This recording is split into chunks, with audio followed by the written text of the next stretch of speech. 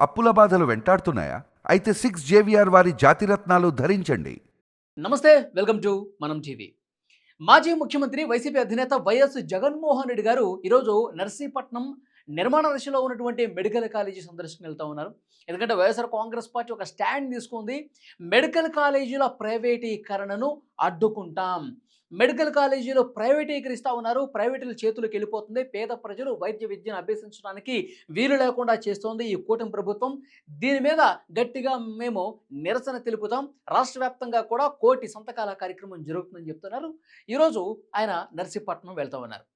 యాక్చువల్‌గా కోర్టులో కూడా ఒక పిటిషన్ వేశారండి. కోర్టులో కూడా ఒక పిల్ వేశారు. ఏం చెప్తున్నారంటే అసలు గత ప్రభుత్వం 17 మెడికల్ కాలేజీలు ఏదైతే పరిపాలనాపరమైనటువంటి అనుమతులు కూడా ఇచ్చేసింది. వాటికి గ్రౌండ్ ప్రిపేర్ చేసేసింది. నిధులు విడుదల చేస్తే అవి పూర్తయిపోయే అవకాశం ఉంది. కానీ ప్రభుత్వం మారిన తర్వాత, కూటమి ప్రభుత్వం వచ్చిన తర్వాత దీన్ని ఒక ప్రైవేట్ ఏజెన్సీకి అప్పగిస్తా ఉన్నారు. ప్రైవేటైజేషన్ చేసేస్తా ఉన్నారు. ఇది పేద ప్రజలకు వైద్య విద్యను దూరం చేయటమే అని చెప్పి ఒక పిటిషన్ వేసినటువంటి పరిస్థితి కూడా ఉంది. అయితే కోర్టు దీని మీద చాలా చాలా గొప్పగా రియాక్ట్ అయిందండి. కోర్టు ఏం చెప్పిందంటే, ఇప్పుడు పూర్తిగా ప్రైవేట్ పరం కావటం లేదు కదా! ఇది ఒక ఏజెన్సీకి అప్పగిస్తా ఉన్నారు. పీపీపీ పబ్లిక్ ప్రైవేట్ పార్ట్నర్‌షిప్ గదా! ఇది ఇక్కడ 100% ప్రైవేటైజేషన్ ఏముంది?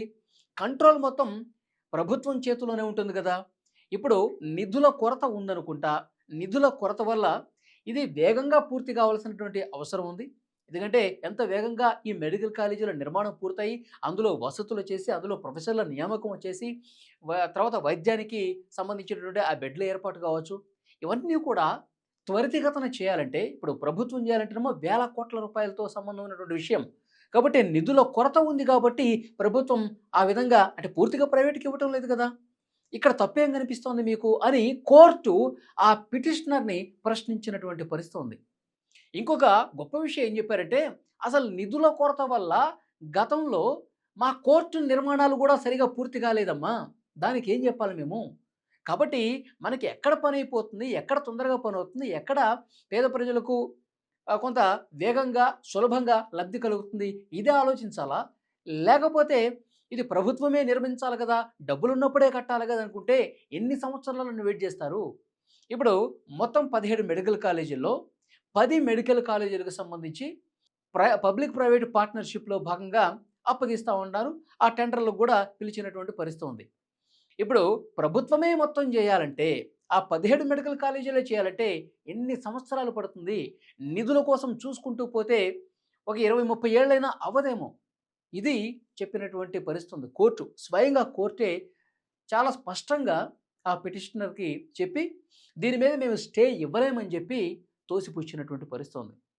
ఇక్కడ క్లియర్‌గా అర్థం చేసుకోవాలి. వైఎస్ఆర్ కాంగ్రెస్ పార్టీ నాయకులు కూడా ఇది ప్రైవేటైజేషన్ అయిపోతుందని చెప్పి మొత్తుకుంటా ఉన్నారు.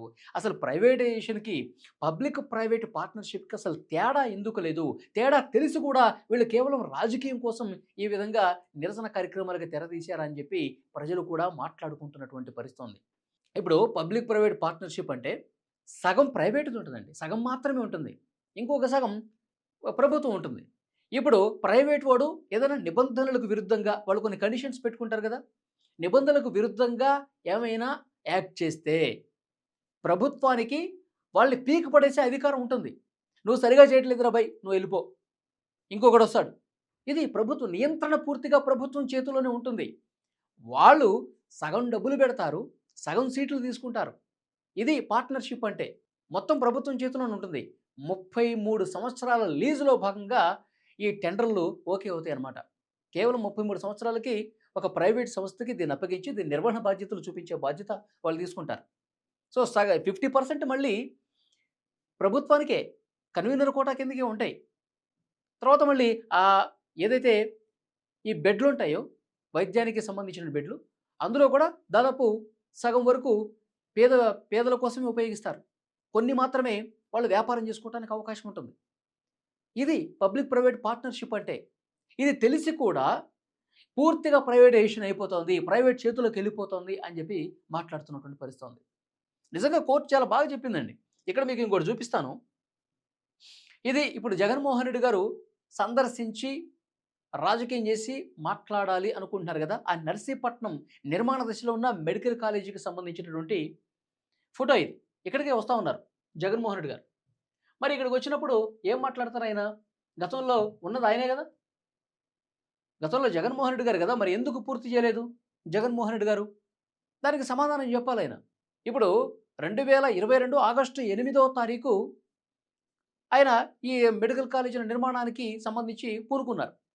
మరి 2024 2 సంవత్సరాలు దాదాపుగా. మరి 2 సంవత్సరాల పాటు ఎందుకు కట్టలేకపోయారు? ఎందుకు? అంటే ఒక మెడికల్ కాలేజీ నిర్మాణం పూర్తి కావటానికి మీరు ఇన్ని సంవత్సరాలు తీసుకుంటే, ఈ 17 మెడికల్ కాలేజీల నిర్మాణం పూర్తి కావటానికి ఇంకెన్ని సంవత్సరాలు పడుతుంది?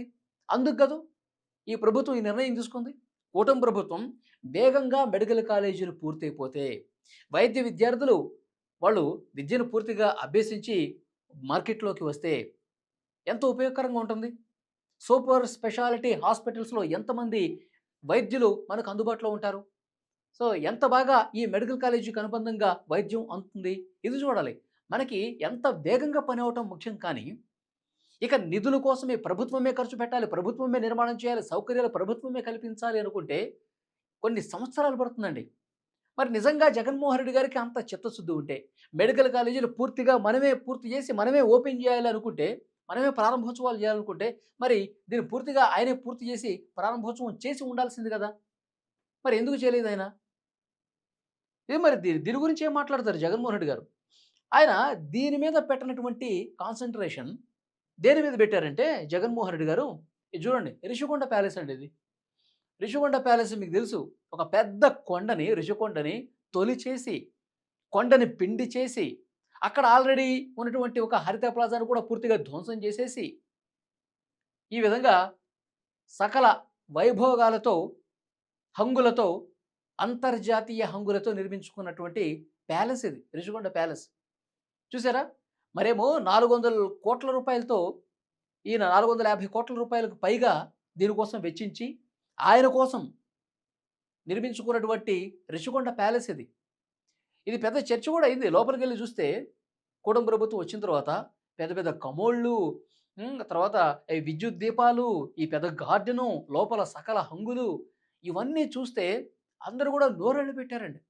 ఎందుకంటే కొన్ని జపాన్ నుంచి వచ్చినియి, కొన్ని జర్మనీ నుంచి వచ్చినియంట, కొన్ని సింగపూర్ నుంచి వచ్చినియి. అంటే దేశ విదేశాల నుంచి తీసుకొచ్చినటువంటి చాలా విలువైనటువంటి, అత్యాధునికమైనటువంటి వస్తువుల్ని ఇందులో వాడారు. ఈ నిర్మాణంలో వాడారు. కింద టైల్స్ నుంచి టైల్స్ అయితే కొన్ని షిప్ మార్గంలో వచ్చినాయంట. అంటే దీన్ని కట్టడానికి చాలా వేగంగా కోట్ల రూపాయలు అట్లా వెదజల్లి జగన్మోహన్ రెడ్డి గారు ఇంత విలాసవంతంగా, ఇంత సౌకర్యవంతంగా, ఇంత అద్భుతమైనటువంటి రాజ ప్యాలెస్‌ని కట్టుకున్నారే. మరి జగన్మోహన్ రెడ్డి గారు ఈ మెడికల్ కాలేజీని ఏంటండి ఇట్లా వదిలేశారు? ఈ మెడికల్ కాలేజీ మీకంత చిత్తశుద్ధి ఉంటే మెడికల్ కాలేజీ మీద పేద ప్రజలకు, పేద విద్యార్థులకు వైద్యం అందించాలన్న సంకల్పం మీకు బలంగా ఉండుంటే, ఆ ప్యాలెస్‌ని పక్కన పెట్టి దీన్ని పూర్తి చేసేవాళ్ళు గదా! చాలా తక్కువ దూరంలో ఉంది. విశాఖకి నర్సీపట్నం అనేది చాలా తక్కువ దూరమే గదా! మరి పక్కనే ఉన్నటువంటి ఈ నర్సీపట్నం మెడికల్ కాలేజీని ఈ విధంగా వదిలేసి, మీ హయాంలో మీరు ఉండటం కోసం మాత్రం చాలా అద్భుతంగా ఈ ప్యాలెస్‌ని నిర్మించుకున్నారు కదా! ఇది అక్కడి ప్రజలు ప్రశ్నించేది. దీనికి ఏం సమాధానం చెప్తారు జగన్మోహన్ రెడ్డి గారు? చెప్పాలి. ఇంత అద్భుతంగా మీరు ఉండటం కోసం ఇప్పుడు జగన్మోహన్ రెడ్డి గారు రెండోసారి ముఖ్యమంత్రి అయ్యారు అనుకుందాం. రెండోసారి ముఖ్యమంత్రి అయితే జగన్మోహన్ రెడ్డి గారు విశాఖ నుంచే ప్రమాణ స్వీకారం చేస్తాను. విశాఖ నుంచే నేను పరిపాలన చేస్తాను. విశాఖలో ఈ ప్యాలెస్‌లో నుంచే నేను పరిపాలన చేస్తానని చెప్పి గతంలో చెప్పుకున్నారు. ఆయన చెప్పుకున్నారు. ఆ పార్టీ నాయకులందరూ కూడా చెప్పుకున్నటువంటి పరిస్థితి ఉంది. నిజంగా ఆయన ఒకవేళ అయ్యుంటే ఆ మెడికల్ కాలేజీలు అలాగే ఉండేవి కొన్ని సంవత్సరాల పాటు. ఈయన మాత్రం ఇక్కడి నుంచి ఆ క ఏదో బాత్ టబ్ కూడా ఉందండి. బాగా ఫేమస్ అయింది. టబ్‌లో మంచిగా పడుకొని ఇట్లా చూస్తేనంట సముద్రం కనిపిస్తదంట. సో, ఆ వ్యూ పాయింట్ కోసం ఆయన ఆ బాత్ టబ్ కూడా చాలా డెకరేషన్‌లో చాలా అద్భుతంగా, అధునాతనంగా నిర్మించుకున్న పరిస్థితి ఉంది. అది కూడా వైరల్ అయింది. ఆ ప్యాలెస్ లోపలికెళ్ళి చిత్రీకరణ చేస్తే అలాంటి హంగులన్నీ కూడా బయటకొచ్చిన పరిస్థితి ఉంది. నిజంగా ఆయన రెండోసారి ముఖ్యమంత్రి అయితే ఈ ప్యాలెస్‌లో చాలా భోగాలు అనుభవిస్తూ ఆయన పరిపాలన చేసేవాడు. ఈ మెడికల్ కాలేజీల నిర్మాణం మాత్రం అలాగే గాలికి వదిలేసాడు కదా! ఇవి ఈ మెడికల్ కాలేజీ నిర్మాణాలనేవి త్వరగా పూర్తి కావాలన్న ఉద్దేశ్యంతో నిధుల కొరత కూడా కొంత ఉంది కాబట్టి దానికి కూడా ఒక మధ్య మార్గంగా పబ్లిక్ ప్రైవేట్ పార్ట్నర్షిప్ అయితేనే కరెక్ట్ అని చెప్పి చంద్రబాబు నాయుడు గారు ఈ ఆలోచన చేసి టెండర్లు పిలుస్తున్నటువంటి కార్యక్రమం చేస్తా ఉన్నారు. కానీ జగన్మోహన్ రెడ్డి గారు ఇది రాజకీయం చేస్తా ఉన్నారు. నిజంగా చిత్తశుద్ధి ఎవరికుంది చెప్పాలి? ఈ వీడియో చూస్తున్న ప్రతి ఒక్కరూ స్పందించండి. జగన్మోహన్ రెడ్డి గారికి చిత్తశుద్ధి ఉందా? చంద్రబాబు నాయుడు గారు పీపీపీ మోడల్ తీసుకుని వెంటనే పూర్తి చేయాలని ఒక సంకల్పంతో ముందుకెళ్తున్నారు. ఆయనకి చిత్తశుద్ధి ఉందా? మీరేమనుకుంటున్నారో కామెంట్ బాక్స్‌లో తెలియజేయండి.